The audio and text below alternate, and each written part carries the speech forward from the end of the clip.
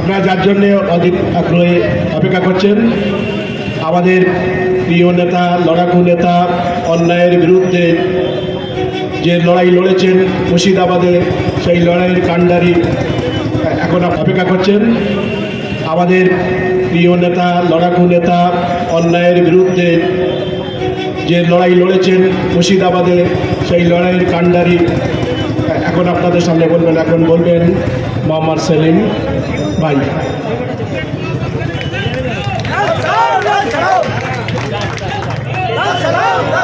সাথী সভাপতি, আমার গুরুজনেরা, যুব তরুণ সাথী বন্ধু ভাই, মা ও বোনেরা, পার্লামেন্টের নির্বাচন গোটা দেশ জুড়ে গতকাল 4 দফা ভোট শেষ হয়েছে, আরো 3 দফার আছে। 4 দফার ভোটেই গোটা দেশে বিজেপি দফা রফা হয়ে গিয়েছে। যারা বলছিল 400 পার, এখন দেশের লোক বলছে মোদিকে তাড়ি পার, আর বিজেপি আর 400 বলছে না। যে মমতা একদিকে বিজেপির ভয় দেখিয়ে, সিএনআরসির ভয় দেখিয়ে বাংলার মানুষকে তার ভোট দিয়েছিল, আর সেই জন্য ইন্ডিয়া ব্লকে থাকলো না, যেহেতু ভাইপোকে বাঁচাতে হবে। চুরি করেছে, লুট করেছে, কয়লা পাচার কাণ্ডে, শিক্ষক নিয়োগের দুর্নীতিতে, 100 দিনের কাজের টাকায়, ঘরের টাকায়, কালভার্টের টাকা, বিধবা ভাতা, মজ্জেন ইমাম ভাতা, প্রতিবন্ধী ভাতা, এমন কোনো টাকা রাখেনি, স্কিম রাখেনি যেখানে চুরি করেনি। মিড ডে মিলের চুরি, ICDS এর খাবার, রেশনের চুরি। রেশন মন্ত্রী আছে না জ্যোতি প্রমল্লিক, জেলের মধ্যে। তাহলে সেখান থেকে এখন আস্তে আস্তে যে কাকুর গলার স্বর, স্যাম্পল নিতে 6 মাস লেগেছিল ইডি সিবিআই এর। আমাদের বারবার সিজিও কমপ্লেক্সে যেতে হয়েছে আর বলতে হয়েছে তদন্ত করো। তারপরে 6 মাস পরে হাইকোর্ট বলার পরে স্যাম্পল নিয়েছে। 4 মাস লেগেছে তার বিজেপি সরকারের, কেন্দ্রীয় সরকারের কেন্দ্রীয় ল্যাবরেটরি, সেখান থেকে রিপোর্ট পেতে। আচ্ছা, আপনারা তো কফ, পেচ্ছাপ, পায়খানা, রক্ত পরীক্ষা করান, 4 মাস লাগে রিপোর্ট নিতে কোনোদিন? করোনার রিপোর্টও 2 দিনে হয়েছে। তাহলে কাকুর গলার স্বর কত দামি, কারণ ওই গলার স্বর থেকে অভিষেক ব্যানার্জি এই যে সব এঘাট ওঘাট দিয়ে টাকা কালীঘাটে জমা করিয়েছিল, আর সেখান থেকে বিদেশি বান্ধবীদের অ্যাকাউন্টে বিদেশে টাকা পাচার করেছে। সিবিআই ইডি চার্জশিট থেকে যাতে অভিষেকের নাম বাইরে থাকে, বিজেপি নিজেই ওই রিপোর্ট কোর্টে জমা দেয়নি। প্রথমে সেন্ট্রাল গভর্নমেন্ট দেয়নি, ইডি সিবিআই দেয়নি। কোথায় কার নাড়া বাঁধা আছে আমরা জানি না। সেই অভিষেকের বিরুদ্ধে আমরা বললাম সবাই মিলে এক কাজটায় লড়বো, কারণ রাজ্যটাকে সর্বনাশ করে দিয়েছে। এক নে তো একজন তো 12টা বাজিয়েছিল, মমতা ব্যানার্জির পিসি, পরে তার ভাইপোকে তৈরি করছে, সে আরো সর্বনাশ করবে। আপনাদের এমএলএ, ISF এর নেতা, আমার পরম স্নেহভাজন, কয়েক মাস আগে, তখন ভোটের কোনো কিছু গল্প হয়নি, আমরা TV9 দেখলাম আর আমার চ্যানেলগুলোতে দেখলাম, বললো ডায়মন্ড হারবারে আমি লড়বো। আমরা বললাম তথাস্তু। সব মিডিয়া আমাদেরকে জিজ্ঞেস করলো, না কোনো আলোচনা হয়নি। আমি তো এখনো দাঁড়াইনি, কিন্তু কেউ যদি দাঁড়াতে চায় অভিষেকের বিরুদ্ধে, তাহলে আমরা পিছপা হব না, আমরা সমর্থন করব। অধীর বাবুর সঙ্গে যখন প্রথম আমার আলোচনা শুরু হলো, কারণ আমরা বলেছিলাম বিজেপি আর তৃণমূলের বিরুদ্ধে রাজ্যের সবাইকে এক কাটটা করতে হবে। ভাঙড়ের মানুষের জানা উচিত, অনেক মিথ্যা প্রচার হচ্ছে, অনেক গুজব হচ্ছে। আমি সব কথা বলতে এসেছি, আবার সবটা বলাও যায় না। কিছু কিছু থাকে যেগুলো ব্যক্তিগতভাবে আলোচনা হয়, কিন্তু পাবলিকলি অধীরবাবুর সঙ্গে কথা শুরু আমার হলো যে ডায়মন্ড হারবারে নওশাদ সিদ্দিকী বলেছে অভিষেকের বিরুদ্ধে দাঁড়াবে, তাহলে সেখান থেকে শুরু হোক। অধীরবাবু বললেন আমরা সমর্থন করবো, শুধু নয় আমরা দুজনে গিয়ে প্রচার করবো ওখানে। তখনও কংগ্রেস বামের সঙ্গে কোনো সমঝোতা হয়নি, তখনও বামফ্রন্টের সঙ্গে বৈঠক হয়নি, দিল্লিতে অন্য অনুষ্ঠানে একটা দেখা হয়েছিল, কারণ আমরা চাইছিলাম রাজ্যের মানুষের কাছে একটা বার্তা যাক ঐক্যের। আমাকে সাংবাদিকরা বারবার জিজ্ঞেস করলেন কি হচ্ছে, কে কোথায় লড়বে, কি হবে। আমরা বললাম যেমন দর্জি কাপড় সেলাই করে ওই রকম আমরা ঐক্যটাকে সেলাই করছি, স্টিচিং টুগেদার। কঠিন কাজ, দুটো হাতা সমান হতে হবে, ঝুল ঠিক হতে হবে, কলার ঠিক হতে হবে, আবার ট্রায়াল দিতে হবে, কঠিন কাজ তো, কিন্তু সেটা আমরা করছিলাম ধৈর্য ধরে। প্রথম সমস্যা ছিল কংগ্রেস বলছিল, গত বিধানসভা আপনারা জানেন, আইএসএফ থাকলে আমরা থাকবো না, আর আইএসএফ বলছিল কংগ্রেস থাকলে আমরা থাকবো না। আমরা বললাম এটা দেশের নির্বাচন, গোটা দেশ, পার্লামেন্ট, মোদীকে দিল্লির গদি থেকে সরালে, আর ওরা কি বলছে শুধু মোদী না, একটা ব্যক্তি না, ব্যক্তি হলে তো মমতা ম্যানেজ করে না, যেমন বাজপেয়ীকে মালপোয়া খাইয়েছিল, যেমন আদবানির মানসপুত্রী হয়েছিল, যেমন এখন সেদিন বলেছে, এখন কালকে বলেছিলাম মাছ রান্না করে খাওয়াবো মোদীকে, ওটা ভালো পারে। আরএসএসকেও মিষ্টি পাঠায়, ফল পাঠায়, এটা নীতির কথা, রাজনীতির কথা।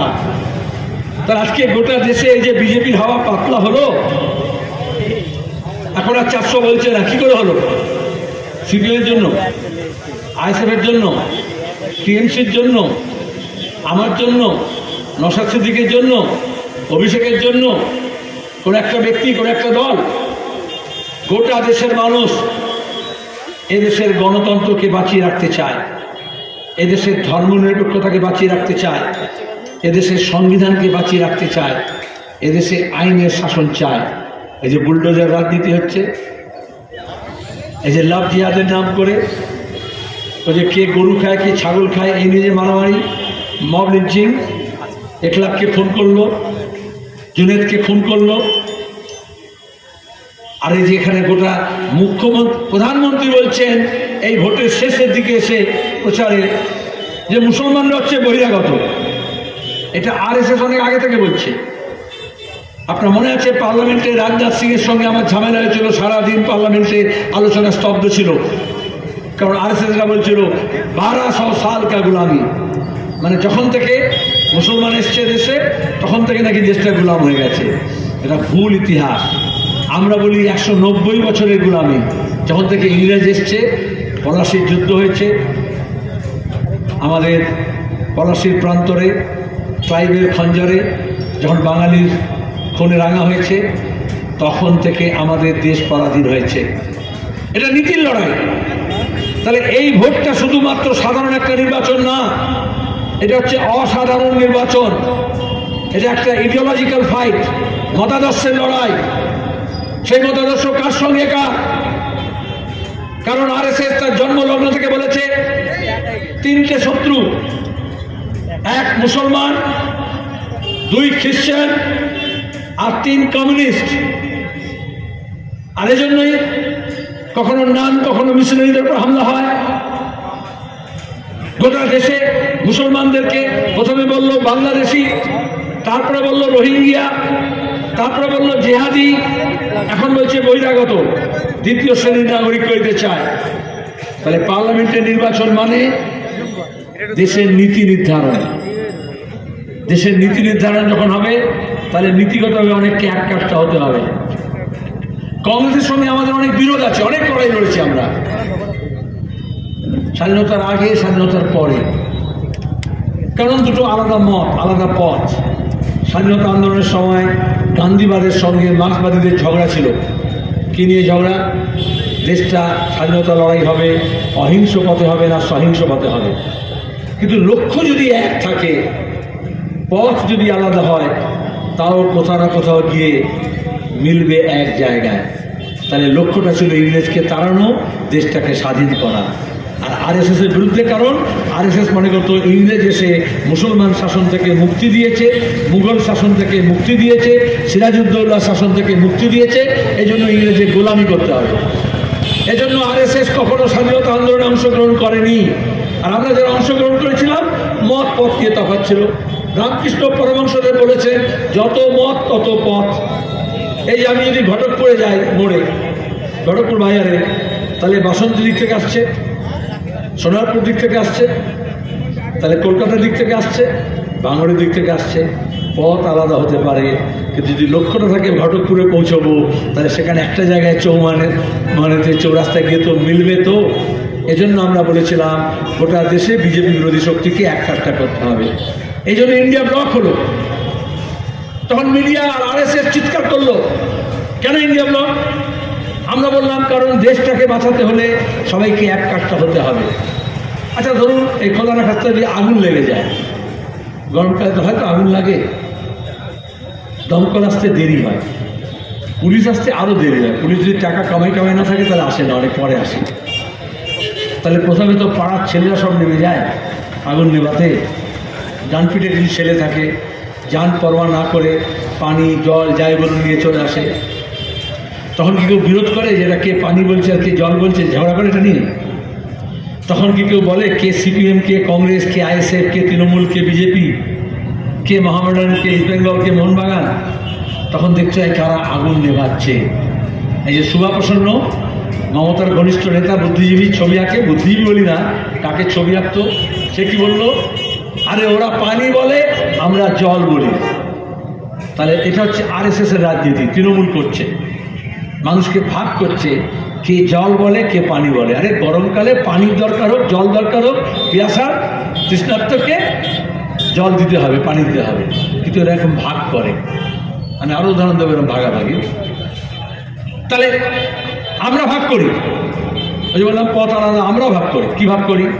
যদি আগুন লাগে দেখতে হয় কে জল পানি নিয়ে এসছে বালতিতে, লোটায়, বদনায়, ড্রামে আগুন নেভাচ্ছে, আর কে কেরোসিন তেল নিয়ে এসছে, পেট্রোল নিয়ে এসছে আগুনটাকে বাড়াতে, আগুনটাকে জ্বালাতে।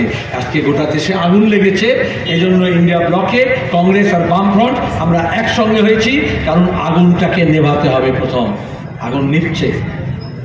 এই রামনবমীর সময় দেখেছিলেন মুর্শিদাবাদের বেলডাঙ্গায় অধীরবাবুর এলাকায় বিজেপি আর তৃণমূল মিলে দাঙ্গা লাগানোর চেষ্টা করলো। গত বছর রামনবমীতে রিসরায়, হাওড়া শিবপুরে মমতা ব্যানার্জি নিজে বললেন আমি পুলিশকে 1 ঘন্টা বলেছিলাম একটু লাগতে দাও, কারণ প্রয়োজন। কিন্তু বাংলার মানুষ হিন্দুর বিরুদ্ধে মুসলমান না, মুসলমান বিরুদ্ধে হিন্দু না, হিন্দু মুসলমান মিলে চোর চোরটাদের তাড়ানোর জন্য এক কাট্টা হচ্ছে। এই জন্য আমরা বলেছিলাম চোর ধরো জেল ধরো। গত 2 বছর ধরে লড়াই করেছি। কেন বললাম? তো পুলিশের কাজ, তো পুলিশ চোর ধরে। এখানে মিথ্যা মামলা দেয়, বামপন্থী কর্মীদের বিরুদ্ধে দিয়েছে, ISF কর্মীর বিরুদ্ধে দিয়েছে, তৃণমূলের ছেলেপুলেদের বিরুদ্ধে দেয়, মিথ্যা মামলা দেয়, আর চোরদের পাহারা দেয়, গুন্ডা বাংলাদেশদের পাহারা দেয়। আর বিশেষত এই সন্দেশখালী থেকে ফলতা পর্যন্ত উত্তর 24 পরগনা, দক্ষিণ 24 বিস্তীর্ণ অঞ্চল লুটের জায়গা হয়েছে, লুটেরাদের জায়গা হয়েছে তৃণমূলের আমলে। কারণ পুলিশ তার সঙ্গে আছে। বাংলার পুলিশের লজ্জা। ভোটের সময় আমরা বললাম কেন্দ্রীয় বাহিনী, রাজ্যের পুলিশ থাকবে না। লজ্জা নয়, তাদেরকে আমরা পুষছি টাকা দিয়ে, কিন্তু কাজের সময় বলছি না তোমাকে দিয়ে হবে না, BSF আসবে, CRPF আসবে, সেন্ট্রাল প্যারামিলিটারি ফোর্স আসবে। একটা খুন হলে লোকে বলে CBI চাই, কেন CID নয়?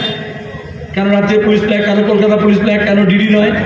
কারণ ধর্ষণ খুন যত হয়েছে মমতা ব্যানার্জি সব পুষিয়ে দিয়েছে। এমনকি 5 জন পুলিশ খুন হয়েছে এই তৃণমূলের হাতে। তার মধ্যে কলকাতা পুলিশও খুন হয়েছে গার্ডের নিচে পরের নির্বাচনের সময়, কিন্তু আজ পর্যন্ত কোনো অপরাধী শাস্তি পায়নি। পুষিয়ে দিয়েছে মমতা ব্যানার্জি। যারা খুন করেছে তাদেরকে নিয়ে মাথায় নেচেছেন। তাহলে পুলিশ খুন হলেও আমরা বলি ইনসাফ চাই, ন্যায় চাই, বিচার চাই। আর পুলিশ খুন করলেও আমরা বলি ইনসাফ চাই, ন্যায় চাই, বিচার চাই। এই পঞ্চায়েত নির্বাচনে কত মারামারি খুনোখুনি হলো। বাংলা পুলিশের আরেকটা লজ্জা, মমতা ব্যানার্জি পুলিশ মন্ত্রী, তিনি বললেন যে বেঙ্গল পুলিশ চলবে না, ওয়েস্ট বেঙ্গল পুলিশ চলবে না, কলকাতা পুলিশকে দিয়ে করতে হবে। বাড়ি দিলেন না এলাকাটা।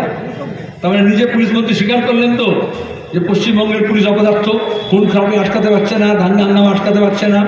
এবার কলকাতা পুলিশকে বলছি, এখানে অনেকে আছে, you have to redeem your prestige. তোমারও মান মর্যাদা চলে যাচ্ছে। এখানে দাঁড়িয়ে রাতে থানায় তৃণমূলের গুন্ডা বদমাশ এসে মিটিং করবে, রাতের অন্ধকারে আমাদের ঝান্ডা খুলে নেবে, আর পুলিশকে দিয়ে ভয় দেখাবে, আর মিথ্যা মামলা করবে। এইখানে আমি বসেছিলাম, ISF এর কর্মী এসে আমাকে বললো আমরা আপনার জন্য কাজ করতে চাই, আপনাদের জন্য, কিন্তু পুলিশের ঝামেলাটা দেখে নেবেন তো। কেন বলবে তার মানে গণতন্ত্র নেই? কেন গণতন্ত্র নেই? এই যে আমি দাঁড়িয়ে আছি, আমি দুটো পায়ের ওপর দাঁড়িয়ে আছি, তাই তো? একটা পা হলে অসুবিধা হতো, হয় না? অসুবিধা হতো। এরকম আমাদের দেশ দাঁড়িয়ে আছে দুটো পায়ের ওপর। সংবিধান ঠিক করে দিয়েছে, একটা হচ্ছে গণতন্ত্র আর একটা হচ্ছে ধর্মনিরপেক্ষতা, সেকুলার ডেমোক্রেসি। তাহলে আরএসএস কি করলো? মোদিকে গুজরাতে মুখ্যমন্ত্রী করলো 2 দশক আগে। তারপর গণহত্যা হলো, ওই যে বিলকিস বানু কেস জানেন, ওই যে কংগ্রেসের এমপি এহসান জাফরিকে পুড়িয়ে মারলো, ওই যে কুতুবুদ্দিন আনসারিকে আমি নিয়ে এসে পাকসা কেসে তিলজালে রেখেছিলাম, ওখানে যখন ওকে থাকতে দিচ্ছে না। কেন? কারণ ওটা বিজেপি আরএসএস বললো এটা হচ্ছে হিন্দু রাষ্ট্রের পরিকল্পনা রূপায়িত হচ্ছে। রাজস্থান গুজরাতের বর্ডারে আমি নিজে গিয়েছি, সেখানে সাইনবোর্ড লাগিয়ে দিয়েছিল ওয়েলকাম টু হিন্দু রাষ্ট্র ল্যাবরেটরি, যাতে ধর্মনিরপেক্ষতার নীতি কীভাবে শেষ করা যায় মোদিকে দিয়ে সেটা করিয়েছিল। আর মমতাকে দুর্গা সাজিয়ে তৃণমূল কংগ্রেস বানিয়ে কংগ্রেস ভেঙে পশ্চিমবঙ্গে গণতন্ত্র কীভাবে শেষ করা যায় তার ল্যাবরেটরি তৈরি করেছিল। ওই যে পঞ্চায়েতে ভোট দিতে দেবে না, পোলিং এন্ট্রি দেবে না, পোস্টার লাগাতে দেবে না, মুখে লুকোপাস লাগিয়ে রাখো মমতা বলেছিল, ঝান্ডা লাগবে না, এমনকি কে কোথায় পোস্টার লাগাচ্ছে সেটাও পারবে না, পুলিশকে দিয়ে হাজার হাজার মিথ্যা মামলা, 85,000 বাম কর্মীদের এসে মিথ্যা মামলা করেছে। ওই যে অনুব্রত বলতো না পানি কেস দিয়ে দে, গাঁজা কেস দিয়ে দে, কেন বলতো? আর পুলিশ সেটা করেছে। হাইকোর্টে আমরা গিয়েছি, হাইকোর্ট থেকে অর্ডার বার করেছি, গত বছর এপ্রিল মাসের পর থেকে কোনো পুলিশ অফিসার যদি এনডিপিএস কেস দেয় তাকে হাইকোর্টে ডেকে নিয়ে গিয়ে আমরা কানমলা খাওয়াবো, তারপর থেকে আর এনডিপিএস কেস দেয় না। যদি দেয় সোজা কথা আমাদেরকে বলবেন। কোচবিহার থেকে কাকদ্বীপ পর্যন্ত হাজার হাজার ছেলের ভবিষ্যৎ নষ্ট করেছে, পুলিশ শাস্তি পাবে। আর যে বলেছিল গাঁজা কেস দাও সে এখন তিহার জেলে আছে, অনুব্রত মণ্ডল। তাহলে এই যখন লড়াই, তখন আমরা বললাম সবাই এক কাজটা হও, সেই চেষ্টাই করেছিলাম। কংগ্রেস একটা পুরনো দল, গোটা দেশে লড়ছে, এখানে আমাদের একমত যে গণতন্ত্র, ধর্মনিরপেক্ষতা, সাংবিধানিক ব্যবস্থা। দেশে আগুন লেগেছে, আগুন নেবানোর জন্য চলে একসঙ্গে হও। যেমন গ্রামে আগুন লাগলে কেউ দেখে না কে কোন দল করে, কে বিয়ে বাড়িতে ডেকেছে, কে ডাকেনি, সেরকম দেশে আগুন লাগলেও এগুলো দেখার কথা নয়, কে কাকে ডেকেছে, কে কাকে ডাকেনি, তখন সবাইকে এক কাট্টা হতে হয়।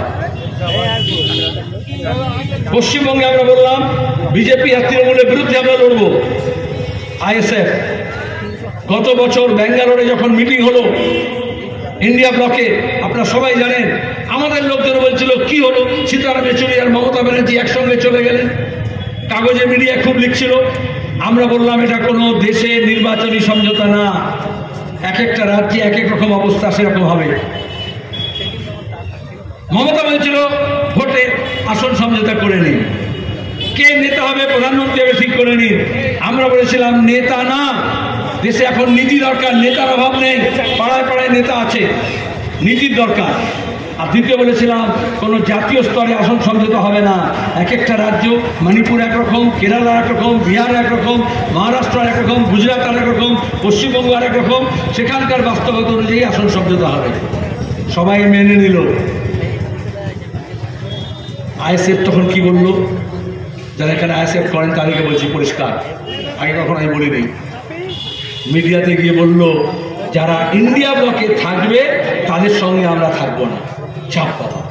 কংগ্রেস বলছিল আইএসএফ থাকলে আমি আসবো না, আইএসএফ বলছিল কংগ্রেস থাকলে আমি আসবো না, দুজনকে বোঝানো হলো যেটা দেশের নির্বাচন চলে একসঙ্গে যাই। বলে ইন্ডিয়া ব্লকে যদি কেউ থাকে, আরে বাপু ইন্ডিয়া ব্লক দেশের জন্য হচ্ছে, কেন বললে? একেবারে টেলিভিশন চ্যানেলে বসে বললো। কারা বলছিল? আরএসএস সবচেয়ে বেশি ভয় পেয়েছিল প্রথমে, আরএসএস বিজেপি। তখন তারা এনডিএ তৈরি করার চেষ্টা করলো নতুন করে। মোদি বললেন, মমতা ভয় পেয়েছিল, বললো সীতারাম ইয়েচুরি সব ঠিক করে নিচ্ছে, রাহুল গান্ধী সব ঠিক করে নিচ্ছে। নীতিশ কুমার ইন্ডিয়া ব্লক থেকে চলে গেল, মমতা ব্যানার্জি ট্রেন থেকে নেমে গেলেন। আমি সেই দিন নওশাদ সিদ্দিকী বলেছিলাম এসব কথা কেউ বলে? যে দেশের রাজনীতিতে কে কোথায় যাবে, পার্লামেন্টে, দিল্লিতে দেশ বাঁচানোর জন্য, তার জন্য পশ্চিমবঙ্গের রাজনীতি ঠিক হবে। পশ্চিমবঙ্গে আমরা বিজেপি তৃণমূলের বিরুদ্ধে লড়ছি, আমরা বিজেপি তৃণমূলের বিরুদ্ধে লড়ব। তারপরে দাঁড়িয়ে যখন আসন সমঝোতা শুরু হলো, আমরা বাম ফ্রন্টে আলোচনা করলাম, কংগ্রেসের সঙ্গে আলোচনা করলাম, আইএসএফের সঙ্গে আলোচনা করার জন্য সব লিস্ট আছে হোয়াটসঅ্যাপে, সব ফোন কল আছে। বিমান বাবু বাম ফ্রন্টের চেয়ারম্যান হিসেবে 2 মাস ধরে ফোন করছেন, আইএসএফের থেকে কোনো বার্তা আসেনি। আমি নওশাদ সিদ্দিকীকে হোয়াটসঅ্যাপ করছি যে সব আসন সমঝোতা হয়ে যাবে, তোমরা কোন আসন লড়বে একটু জানাও, কথা বলো। কোনো রিপ্লাই হয়নি, সালাম আলাইকুমের ওয়ালাইকুম আসসালামও হয়নি। সব হোয়াটসঅ্যাপে লিস্টে আছে। এখানে এসে গুজব ছড়ালে হবে? তাহলে মাঝখানে কেউ ছিল? আমি তাদেরকে বলছিলাম মিথ্যাবাদী, যাদের সঙ্গে কথা বলছিলাম, তো মাঝখানে এমন শক্তি ছিল। এই যে ইলেকট্রাল বন্ড দেখেন না, কোটি কোটি টাকা, এই যে খবরের কাগজ টেলিভিশনগুলো রোজ শুভেন্দু, রোজ সুকান্ত, রোজ অভিষেক করছে, কার টাকায়? টেলিভিশন চ্যানেলের স্ক্রিন একটাই মালিক, কোম্পানিরও, আপনিও টিভির মালিক, কিন্তু আপনার টিভির মধ্যে জোর করে স্ক্রিনটাকে ভাড়া নিয়ে নিয়েছে অর্ধেকটা বিজেপি, অর্ধেকটা তৃণমূল। আর সেখানে দাঁড়িয়ে রোজ দেখাচ্ছে বাইনারি, বিজেপির সঙ্গে তৃণমূলের ঝগড়া হচ্ছে। মাঠে ময়দানে লড়াই কি হচ্ছে আপনারা মুর্শিদাবাদে দেখেছেন, 3 দফার ভোট দেখেছেন, 4 দফার ভোট দেখেছেন, কৃষ্ণনগরে দেখেছেন, রানাঘাটে দেখেছেন, বর্ধমানে দেখেছেন, দুর্গাপুরে দেখেছেন, আসানসোলে দেখেছেন, বোলপুরে দেখেছেন, বীরভূমে দেখেছেন। তার সঙ্গে কার লড়াই হচ্ছে? এটা কি পাড়ার কলতলা ঝগড়া? কোথায় বিজেপি? বিজেপি নিজে মনে করছে পাতলা হয়ে গিয়েছে। গোটা দেশে লড়াই হচ্ছে, মিজোরামে, মণিপুরে, আসামে, বিহারে, মহারাষ্ট্রে, গুজরাটে, কারণ দেশের নির্বাচন। মমতা এখানে বলছে আমি ইন্ডিয়া ব্লকের নাম দিয়েছিলাম, আর তিনি আগেই নিজের ভাইপোকে বাঁচানোর জন্য ইন্ডিয়া ব্লক থেকে নেমে গেছেন। এখন কালকে আবার বলছেন। আমি বললাম সেদিন বলেছিলাম, আইএসএফকেও বলেছিলাম, প্রেস কনফারেন্সও বলেছিলাম যে দেখো বাবু, হাওড়া থেকে যখন কোনো ট্রেন ছাড়ে দিল্লির জন্য অনেক লোক ওঠে। আমি তো টিটি নই, সবার টিকিট আমরা চেক করি না প্যাসেঞ্জার হিসেবে, কিন্তু সবাই দিল্লি যায় না। কেউ বর্ধমানে নেমে যায়, কেউ আসানসোলে নেমে যায়, কেউ ধানবাদে নেমে যায়, কেউ পাটনায় নেমে যায়। তো মমতা ব্যানার্জি এরকম যেই বাংলার সীমানা পেরিয়েছে উনি সুদ করে নেমে গিয়েছেন, তাহলে আমি কি করবো? সে তো নিজে নেমে গেল। কেন নামলো? কারণ ভাইপোকে সিবিআই এর চার্জশিট থেকে বাঁচাতে হবে। এই তৃণমূলের নেতারা যারা মস্তানি করছে তাদেরকে বলে দিচ্ছি, মমতা ব্যানার্জি কারোর জন্য না, নিজের ভাইপো আর ভাইপো বউয়ের জন্য। সোনা পাচার কাণ্ড, চন্দন কাঠ পাচার, জঙ্গল সাফ করে দেওয়া, সমস্ত রকমের স্কিমের টাকা চুরি, শিক্ষক নিয়োগের দুর্নীতি, আর এই সব টাকা কিভাবে ভাইপো আর ভাইপোর বউয়ের অ্যাকাউন্ট থেকে বিদেশে গিয়েছে সব ডকুমেন্টস ইডি সিবিআইকে দেওয়া হয়েছে, সব দেওয়া হয়েছে। হেমন্ত সোরেন জেলে, ঝাড়খণ্ডের মুখ্যমন্ত্রী, অরবিন্দ কেজরিওয়াল জেলে, আর এখানে চার্জশিট থেকে অভিষেক ব্যানার্জির নাম বাইরে আসছে। আমি যখন বললাম প্রেস কনফারেন্স করে, বক্তৃতা করে, যে ফরাসি, ব্রিটিশ, মালয়েশিয়ান বিদেশি বান্ধবীদের অ্যাকাউন্ট ভাড়া নিয়ে পাঠিয়েছে আমার ঘরে, পুলিশ আর তৃণমূলের অভিষেকের লোকজন কতগুলো ওই কালীঘাটের ব্রিজের উপর বসে থাকে না খদ্দেরের জন্য, হ্যাঁ, এখন তাদেরকে বলতে হয় কি, বলে না আপনি তো ওসব বলতে পারবেন না, বলে না কি বলতে হয়, হ্যাঁ, সেক্স ওয়ার্কার, যৌন কর্মী, তাদেরকে পাঠিয়ে দিল ধর্ণা দেওয়ার জন্য। আর আমার কাছে একটা চিঠি পাঠালো অভিষেক ব্যানার্জি যে মানহানি মামলা করবো 275 পাতা। আলাম ওটা দিয়ে বাচ্চার ভুয়ো ফেলা যাবে না, এমনভাবে লেখা ছিল। বললো বিজ্ঞাপন আপনাকে প্রেস কনফারেন্স করে কাগজে ওই জায়গায় বলতে হবে যেখানে আপনি বলেছেন। আমার যার মান নেই তার আবার হানি কি করে হয়? আজ পর্যন্ত মামলা করেনি, করতে করতে পারে না। আমি চেয়েছিলাম মামলা করুক, তাহলে হাইকোর্টে গিয়ে এটা ইডি সিবিআই জমা দিচ্ছে না, আমি বলতাম হুজুর দেখুন এই ডকুমেন্টস আছে, সাহস হয়নি। কিন্তু পেছনের দরজা দিয়ে বিজেপি আর তৃণমূল তারা কলকাটে নাড়লো যে অভিষেকের বিরুদ্ধে যাতে কেউ লড়াই না করে। বিজেপি ছাড়লো, ক্যান্ডিডেট দিচ্ছিল না। আর নওশাদ সিদ্দিকী বললেন আমার পারিবারিক অসুবিধা আছে, আমার ব্যক্তিগত অসুবিধা আছে, আমি স্বীকার করি, থাকতেই পারি। আমি যে ভোটে দাঁড়ালাম না দাঁড়ালাম, আমার তো পরিবারের সঙ্গে কথা বলতে হয়েছে, আমার তো পার্টিতে কথা বলতে হয়েছে। সে বলল আমি যতক্ষণ না কথা বলছি নিজেরা তখন তো জানাবো না, আমরা আলোচনা করে যাচ্ছি। অন্যদিকে 22টা আসন, আলাম পাগল নাকি, 42টা আসনের মধ্যে 22টা আসন, সেখানে কেটে বললো 17টা। তাহলে নট সো সিরিয়াস। বিমানদা বললেন 17টা আসন, তাহলে কংগ্রেসকে কি দেবো, বামফ্রন্টকে কি দেবো 42টার মধ্যে? এটা তোমরা প্রথমবার লড়ছো, এটা জানা দরকার। এই প্রথম বামফ্রন্ট কংগ্রেসের সঙ্গে পার্লামেন্ট নির্বাচনে আসন সমঝোতা করেছে, এই প্রথম বামফ্রন্ট অন্য কোনো দলের সঙ্গে আসন সমঝোতা করেছে, নাহলে আমরা 42টা আসনে 42টা লড়ি বরাবর। তাহলে সেখান থেকে আমাদের কংগ্রেসকে ছাড়তে হবে। ওরা বললো 10, 12টা, 14টা চেয়েছিল, 12টা বললো, আমরা বললাম 10। বাকিটা বামফ্রন্টের নেতাদের সঙ্গে কথা বললাম, আমি ওকে সরাসরি জানালাম লিখিতভাবে। বিমানদা বললেন লিখিতভাবে, ওরা লিখিতভাবে দিয়েছিল 8টা আমাদের দিতেই হবে। সত্যি কথা, লাস্টে আমরা বললাম দেখো তুমি ডায়মন্ড হারবারে লড়ো, আর 4টি আসন আমাদের কাছ থেকে নাও, সিপিএম দেবে নিজের কোটা থেকে। তোমাদের পছন্দ মতো লিস্ট যে 8টা দিয়েছ তার মধ্যে থেকে 4টে দেবো। তাহলে 5টা হলো। বিকাশবাবুকে বিশ্বাস করো, বিকাশবাবু কথা বললেন, বিকাশ ভট্টাচার্য কথা বললেন। আচ্ছা, এটা কোনো আবদার হতে পারে? এই যে আমরা সৃজনকে ক্যান্ডিডেট করলাম, ছাত্র আন্দোলনের নেতা, আমি যে বিশ্ববিদ্যালয়ে পড়েছি সেই বিশ্ববিদ্যালয়ে পড়েছে, গড়ে পিঠে তৈরি করেছি, আমাদের কাছে সবাই সমান। আমার কাছে আমরা বেশি দিন রাজনীতি থাকবো না, কিন্তু এই রাজ্যটাকে রক্ষা করতে হবে, চোরদেরকে তাড়াতে হবে, দুষ্টদেরকে শাস্তি দিতে হবে, আমাদের শান্তি ফিরিয়ে আনতে হবে, আমাদের উন্নয়ন ফিরিয়ে আনতে হবে, আমাদের শিক্ষা, স্বাস্থ্য, আমাদের রাস্তাঘাট, নিকাশি, হাসপাতাল সব ঠিক করতে হবে। কারা করবে? এই জন্য মীনাক্ষী, এই জন্য সৃজন, এই জন্য প্রতিকূল, এই জন্য নওশাদ সিদ্দিকী, এরকম নতুন প্রজন্মের ছেলে মেয়েদের দেখলে আমার চোখ উজ্জ্বল হয়ে যায়।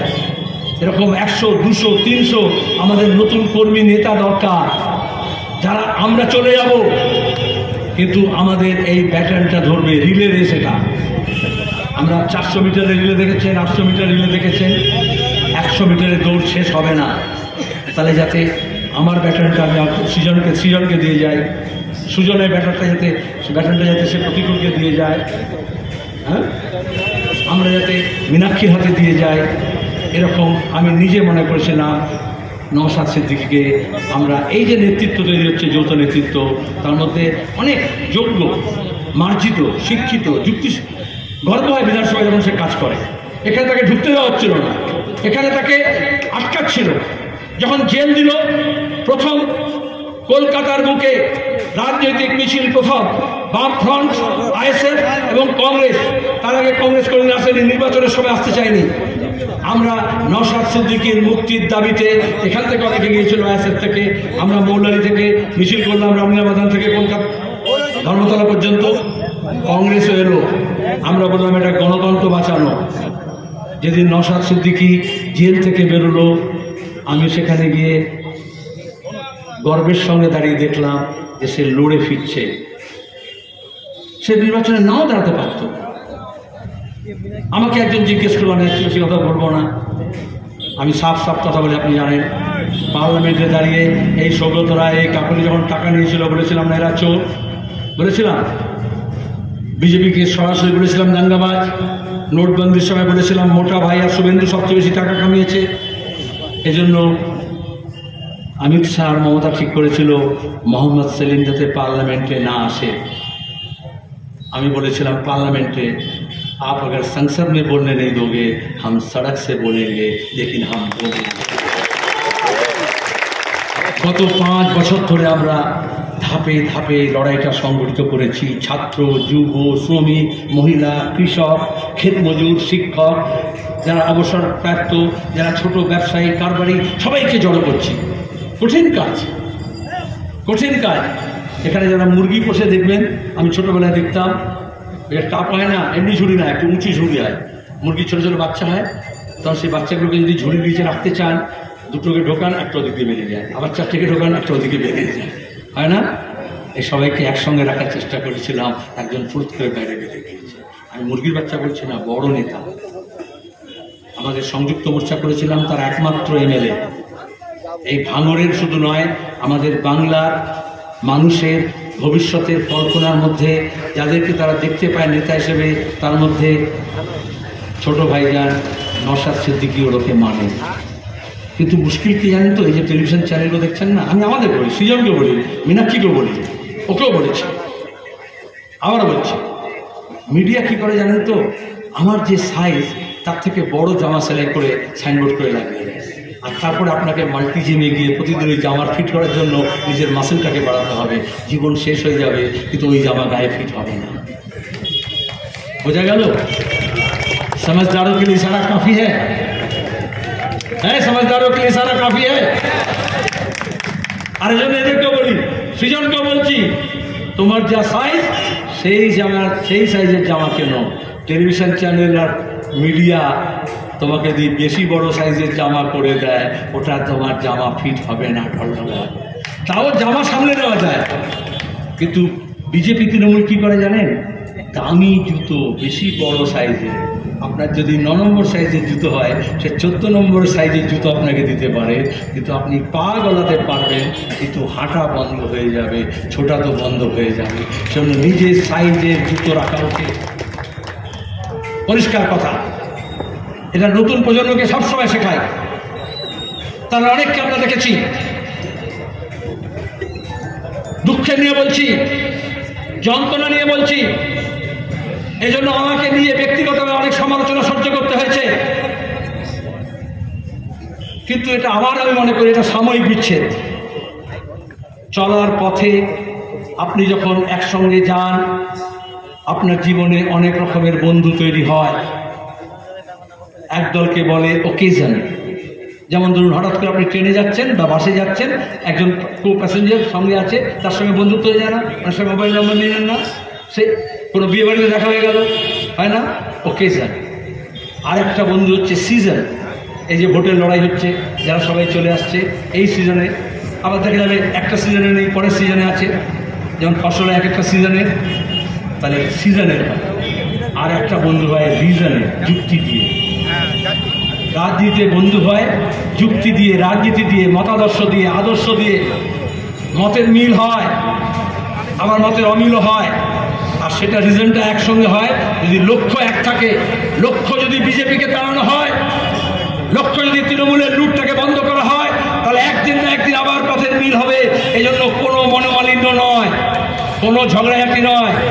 আজও দাঁড়িয়ে পুলিশ যদি আইএসএফ কর্মীদের উপর মিথ্যা মামলা করে, মোহাম্মদ সেলিম সবার আগে থাকবে, সব মানুষকে নিয়ে সেই পুলিশের উপরে। ওটা গণতন্ত্রের কথা। আজ যদি মিথ্যা লাঞ্ছনা হয়, সিপিআইএম তার উকিলদেরকে হাইকোর্টে, সুপ্রিম কোর্টে পাঠিয়েছে। যখন এখানে গুলি চলেছে, যখন এখানে মানুষ খুন হয়েছে পঞ্চায়েত নির্বাচনের সময়, পুলিশের উপস্থিতি যখন গুলি চলেছে, আমরা আক্রান্ত, সেভ ডেমোক্রেসি আমরা পাঠিয়েছি। আমি নিজে বলেছি চলো যাব, রাজি হয়নি। যখন জেলে এই তুষার ঘোষ আমাকে বারবার বলেছেন আপনি চলুন, একটা ভাঙড়ে মিটিং করতে হবে। আমি বললাম না, আমাদের আইনজীবীরা লড়ছে, ওকে মুক্ত করব, তারপরে ভাঙড়ে যাব। কারণ আমি চাইনি সিপিআইএম এবং আইএসএফ আলাদা করে মিটিং করুন। তুষারদা বললেন আইএসএফ সিপিএম একসঙ্গে মিটিং করবে। আমি বললাম জেল থেকে নিয়ে তারপরে যাব। এবং ওই বেরোবার পরে আমি প্রথম কথা বললাম, ভাঙড়ে যাব, আমরা একসঙ্গে সমাবেশ করব। আইএসএফ রাজি হয়নি। আইএসএফ রাজি হয়নি। কেন হয়নি? আমি এখনো কোনো যুক্তি খুঁজে পাচ্ছি না, আমি কোনো মোটিভও দিচ্ছি না। আসলে কি জানেন, রাজনীতিটা, আমি বাচ্চা কাচ্চাদের বলছি, 100 মিটারের দৌড় না, স্কুলে হয় না স্পোর্টস, 100 মিটার অনেকে ফার্স্ট সেকেন্ড থার্ড হয়ে প্রাইজ পায়, ওখানে সে স্পোর্টস পার্সন হয়ে যায় না। রাজনীতিটা ম্যারাথন, গোটা জীবন ছুটতে হয়, গোটা জীবন বাজি রাখতে হয়, গোটা জীবন লড়তে হয়। এখানে আমার অনেক চাচারা আছেন, অনেক বয়স্ক লোকেরা আছেন, তারা জানেন কত ঘাত প্রতিঘাতের মধ্য দিয়ে এগোতে হয়, কত প্রতিবন্ধকতা, কত বন্ধু হারাতে হয়, কত লাঞ্ছনা সহ্য করতে হয়। কমিউনিস্ট পার্টিকে ব্রিটিশ জমানায়, কংগ্রেস জমানায় আন্ডারগ্রাউন্ডে যেতে হয়েছে, ভূমিগত হয়ে কাজ করতে হয়েছে, নাম পাল্টে কাজ করতে হয়েছে, কিন্তু এটা হচ্ছে লম্বা লড়াই। তাহলে 100 মিটার 200 মিটার ছুটে গিয়ে কেউ যদি মনে করে আমি অলিম্পিকের মেডেল পেয়ে যাব, তাহলে হবে না। আমরা 1700 মিটার দৌড়তে চাই, ম্যারাথন দৌড়তে চাই। এবং আসুন, যারা আমার দিকে হাত বাড়াবেন তাদের দিকে আমরা গলা বাড়িয়ে কোলাকুলি করব। সবাইকে মিছিলে পা মেলাতে হবে না, সবাইকে ঝান্ডা ধরতে হবে না, সবাইকে ইনকলাব জিন্দাবাদ করতে হবে না, কিন্তু বিজেপি বিরোধী ভোট যাতে ভাগ না হয় সেটা দেখতে হবে। এই যাদবপুর কেন্দ্রে যদি ভাঙড়ে মস্তানি গুন্ডামি করে ভোট লুট না হতো, তাহলে সিপিআইএম, বামফ্রন্ট, লাল ঝান্ডা পার্লামেন্টে থাকতো, আপনাদের প্রতিনিধিত্ব করত। কি আজ হচ্ছে? আমি কি অনেকক্ষণ ধরে বলে দিলাম? তাহলে আমি শেষ করে দেব। আমি এখনো ভোট দেওয়ার কথা বলিনি তো। যারা এতটা পথ হাঁটলেন আমার সঙ্গে, ঘামে গরমে প্রার্থীর সঙ্গে, সাধারণত যেখানে মিছিল শেষ হয়ে যায় তারপরে মিটিং চালানো মুশকিল হয়ে যায়, সবাই বাড়ি ফেরা সাহায্য। আবার অনেকে যারা মিছিলে হাঁটেননি কিন্তু আশেপাশে যারা আছেন তারা এসে জড়ো হয়েছেন। আমি অনেক দিন ধরে মুর্শিদাবাদে ভোটে চলে গেলাম, ভোট ক্যান্ডিডেট ঘোষণার সঙ্গে সঙ্গে অনেক কথা আমার বুকের মধ্যে জমেছিল, মিডিয়া বারবার জিজ্ঞেস করছিল, আমি বলছিলাম না। আজকে আমি অনেকগুলো কথা বললাম, আরও অনেক কথা বলিনি, সব কথা বলা যায় না, কিন্তু আমি এই ঐক্যের আবেদন জানিয়ে যাচ্ছি। রাজনীতিতে কখনো দেরি হয় না, কোনো জিনিস দূর নয়, কোনো জিনিস ইম্পসিবল নয়। আজকে দাঁড়িয়ে পরিষ্কার কথা, বিজেপি বিরোধী ভোট কে ভাঙছে, কেন ভাঙছে? আজকে দাঁড়িয়ে পরিষ্কার কথা, তৃণমূলের কোলে কে দুলছে? আমি বলেছি, জন বলল যে এত জায়গায় ঘোষণা হচ্ছে, প্রার্থী কেন দাঁড়ানো হচ্ছে না? আমি বললাম আমরা অপেক্ষা করছি, শেষ দিন পর্যন্ত অপেক্ষা করেছি। তারপরে প্রতিকুল রহমান যখন ওরা জানিয়ে দিয়েছে, একদম হোয়াটসঅ্যাপে করে জানিয়ে দিয়েছে যে 5টায় আমাদের সম্ভব নয়, বিকাশবাবুকে জানিয়ে দিয়েছে আমরা 4-5টা আসনে সম্ভব নয়, তার মধ্যে প্রার্থী ঘোষণা করে দিয়েছে। তারপরে আমরা আমাদের এসএফআই নেতা প্রতিকুল রহমানকে বললাম তোমাকে দাঁড়াতে হবে, তাতে অনেক দেরি হয়ে গেল। তাও লড়ছে। আজকে আমি গেছিলাম সকালে, সন্ত্রাস মুক্ত আমরা করব, সে ফলতা হোক, ভটবাজ হোক, সন্দেশখালী হোক আর ভাঙড় হোক, বাংলাকে আমরা সন্ত্রাস মুক্ত করব। যদি বাংলাকে সন্ত্রাস মুক্ত না করতে পারি, তাহলে দেশের সন্ত্রাসী আরএসএসকে, বিজেপিকে আমরা তাড়াতে পারবো না। আর এই তৃণমূল বুঝে নিন, দিল্লিতে মাতব্বর আছে, চৌকিদার আছে বলে এরা যে পোয়াবানো, আমি বলিনি। বিচারপতি অমৃতা সিনহা বলেছেন অভিষেক ব্যানার্জির এত সম্পত্তি কি করে বাড়লো, কবে বাড়লো? বললেন 2013-র পর থেকে কেন বাড়লো? তৃণমূল তো তৈরি হয়েছিল 1999 সালে, বাজপেয়ীকে মালপোয়া খাইয়েছিলেন আরো পরে, কেন্দ্রীয় মন্ত্রী হয়েছিলেন 99 থেকে, বিধানসভায় জিতে অ্যাসেম্বলিতে গিয়ে মুখ্যমন্ত্রী হয়েছেন 2011-তে। তাহলে সম্পত্তি 2013-র পর থেকে কেন বাড়লো 18,000 গুণ? 2013 পরে কি হয়েছে? কারণ মোদী প্রধানমন্ত্রী হয়েছে। সাইয়া ভাই কোতোয়াল ডাইরেক্ট। এখানে আপনার থানার আইসি ওসি যদি মস্তান গুন্ডা স্মাগলারের বন্ধু হয়, তাহলে বেড়ে যায় না? তারপর বেড়ে যায় না? ওই রকম দিল্লিতে চৌকিদার যে নাগপুরের দৌলতে, সে হচ্ছে বিজেপি তৃণমূলের ঘনিষ্ঠ, এই জন্য দাঁড়িয়ে এদের সম্পদ বেড়েছে। এই জন্যই অরবিন্দ কেজরিওয়াল আর হেমন্ত সোরেন জেলে গেলেও চার্জশিট থেকে অভিষেকের নাম বাইরে থাকে। এই জন্য দিল্লি থেকে মোদিকে সরাতে হবে, এবং সরবে, লিখে নিন। যারা 400 পার বলেছিল তারা অর্ধেক সংখ্যাও পাবে না পার্লামেন্টের, এটা লিখে নিন। আচ্ছা, কার দৌলতে? সিপিএমের দৌলতে? তৃণমূলের দৌলতে, আইএসএফের দৌলতে না, মানুষের উপর ভরসা রাখবেন। মানুষ চায় রোজগার, বেকারি সবচেয়ে বেড়েছে। মানুষ চায় খাদ্য, জিনিসপত্রের দাম সবচেয়ে বেশি বেড়েছে। কৃষকরা চায় ফসলের দাম, তারা লড়াই করছে আর বিজেপি লুট করছে। সার নিয়ে কালোবাজারি হচ্ছে, কৃষক চায় সস্তা সার। পেট্রোল, ডিজেল, কেরোসিন তেলের দাম কম হোক, সর্ষের তেলের দাম কম হোক, মূল্য বৃদ্ধি হয়েছে। ওষুধের দাম আরও বেশি বেড়েছে। আর ইলেকট্রাল বন্ডের টাকায় ওই সব কোম্পানির কাছ থেকে বিজেপি আর তৃণমূল খুব কামিয়েছে। এই জন্য মানুষ রেগে আছে। আমরা সেই রাগকে এক জায়গায় আনতে চাই। অনেকে রাজনৈতিক কারণে একসঙ্গে আসলেও অর্থনৈতিক কারণে একসঙ্গে আসতে পারে না। ওই বলে না, মেয়েদেরকে বলছে কেন 500 টাকা দিচ্ছে, 1000 টাকা দেবে, বলেছে লক্ষ্মী ভাণ্ডার দেবে। আরে বাবা, কেউ দিচ্ছে না, কেউ কাউকে দেয় না। যদি মমতা দিত, অভিষেক দিত, তাহলে এত সম্পদশালী হতো। তাহলে পার্থ চ্যাটার্জির বাড়ি থেকে আর অর্পিতার ফ্ল্যাট থেকে এত টাকা বেরোতো, তাহলে যতীন্দ্র মল্লিকের কাছ থেকে এত টাকা বেরোতো, তাহলে অনুব্রত মণ্ডলের কোল্ড স্টোরেজ থেকে এত গাড়ি বেরোতো, এত বাড়ির দলিল বেরোতো। আপনাদের হাতে ভাঁড় ধরিয়ে দিয়েছে, 500 টাকাটা ভাঁড়, আর ভাণ্ডারটা লুট করেছে তৃণমূল। আমরা বলছি ওই ভাঁড়ের মায়া থাকবেন না, ওই লুট করা ভাণ্ডার আমাদের আদায় করতে হবে। বলে কি করে হবে সেলিম ভাই? এখন তো গরম তো ভাঙ হচ্ছে, আমার আখের রসের কথা মনে পড়ে গেল। আখের রস বিক্রি করে দেখেছেন? হ্যাঁ, কী করে রস বার করে? দুটো এরকম লোহার, মনে আছে? হ্যাঁ, চাকা থাকে না, আর মাঝখানে রসালো আখগুলোকে ঢুকিয়ে দেয়, তারপরে চাকা ঘোরাতে হয়, সব রস বেরিয়ে আসে।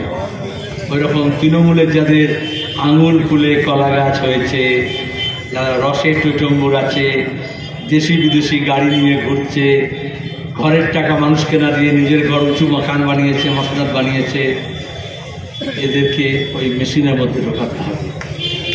আর এই যে অধীর সেলিম জুটি হয়েছে না, বাম কংগ্রেস, এটা হচ্ছে ওই আখের মেশিনের দুটো চাকা। তার মধ্যে যদি পেশাই করা হয়, সব রস বেরিয়ে আসবে। হাততালি দিলে হবে না।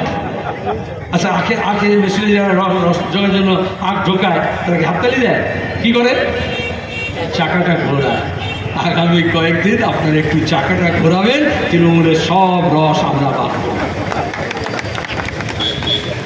চিট ফান্ডের টাকা, ঘরের টাকা, 100 দিনের কাজের টাকা, বিভিন্ন ভাতার টাকা, সংখ্যালঘুদের স্কলারশিপ স্টাইপেন্ডের টাকা, তপশিলি জাতির হস্টেল, ট্রাইবালসদের, আদিবাসীদের হস্টেল ভাতা, বিধবা ভাতা সব আদায় হবে। ওরা বলছে তৃণমূল না থাকলে কে দেবে? তো বাপের টাকা নাকি দিচ্ছিস? মোদি বলে আয়ুষ্মান ভারত, মমতা বলে স্বাস্থ্যসাথী, আজকে ভাঙড় বলে আমার একটা হাসপাতাল চাই, হেলথ সেন্টারে ডাক্তার নেই, নার্স নেই। তো ওরা কী বলতে চাইছে? করোনার সময় কবরস্থান পায়নি মানুষ, শ্মশান পায়নি, লাশ ভাসিয়ে দিয়েছে। আজ পর্যন্ত মোদি মমতা বলেনি কত লোক মরেছে। লকডাউন করেছিল, পরিযায়ী শ্রমিকরা রাজ্যে আসবে, মমতা বললো করোনা এক্সপ্রেস ঢুকতে দেবো না, লাঠি ঢাল দিয়ে পুলিশকে দাঁড় করে দিয়েছিল। ঘরের ছেলে ঘরে ফিরতে পারছিল না, কারখানা বন্ধ, কাজ বন্ধ, অথচ ঘরে ফিরতে পারবে না। কারা লড়েছিল? গোটা দেশে লাল ঝান্ডা শক্তি, রেড ভলেন্টিয়ার। আমরা মানুষের পাশে দাঁড়িয়েছিলাম। আজকে দাঁড়িয়ে আপনাদের কাছে আবেদন, সৃজন ভট্টাচার্য হচ্ছে সেই রকম একজন রেড ভলেন্টিয়ার, যে আপদে বিপদে আপনাদের সঙ্গে থাকবে। আর মুর্শিদাবাদে কিরম ভোট হয়েছে বুঝেছেন তো? আমি ভোট দিতে বলছি না, ভোট করাতে হবে। মাঝখানে তৃণমূল বলবে পুলিশ আছে, আমরা সব ভোট লুট করবো। মন্দবাজি, এটা পঞ্চায়েত নির্বাচন নয়। এই যে রাজ্যের পুলিশদের দেখছেন না, পরিষ্কার কথা, কোনো পুলিশ বুথের মধ্যে ঢুকতে পারবে না, নির্বাচন কমিশনের অর্ডার। বাইরে থেকে লাইন ম্যানেজ করবে, আর বাইরেও সেন্ট্রাল ফোর্স নিয়ে সেখানে ঘোরানো হবে। একটা বুথেও রাজ্যের পুলিশ ঢুকবে না। সিভিক ভলেন্টিয়ারের কোনো কাজ নয় ভোটের সম্পর্কে। আর তারপরে যদি কেউ মনে করে যে বুথের মধ্যে ঢুকে রংবাজি করবো, মুর্শিদাবাদে দেখেছেন তো, এটা হচ্ছে রং কাচতে হয়, আর এটা দিয়ে গলা ধাক্কা দেওয়া হয়, গর্দানের মধ্যে চেপে ধরা হয়। जो बक्सा बदलने आएगा उसका नक्शा बदल कर रख दिया जाए।